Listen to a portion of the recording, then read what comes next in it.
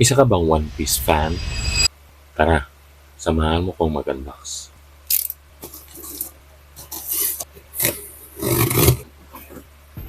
So as you can see here guys, this is the cool Mihawk.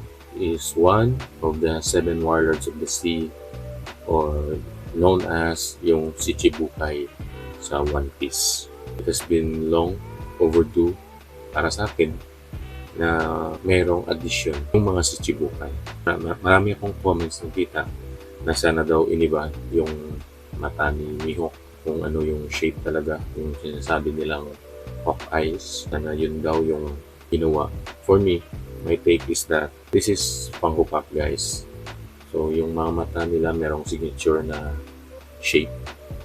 So I guess this is just sticking to their brand, kumbaga. And to me, okay naman yung pagkakagawa.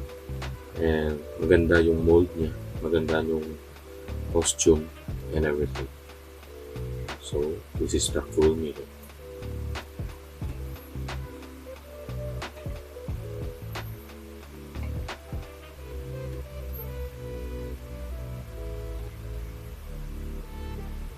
So, this is the latest addition to our Shichibukai line. And so far, meron na tayong 5 out of the 7.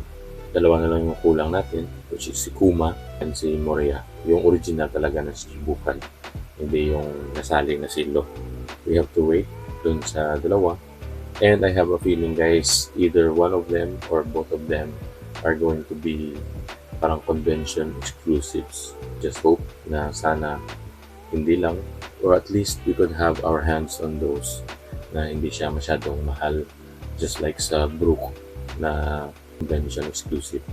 Especially si Kuma, there is hype surrounding him. I hope na hindi lang siya labas na parang convention exclusive. At least pwede siyang gawing chase silang dalawa ni Moria, but I just hope na hindi siya magiging convention exclusive because it would be quite rare. Mahihirapan tayong makompleto yung lahat ng mga Shichibukai. So ayun guys, thank you sa pagsama sa ating unboxing ngayon. This is Silly Venom's channel. Sa kahilig, and let it be known, God bless everyone.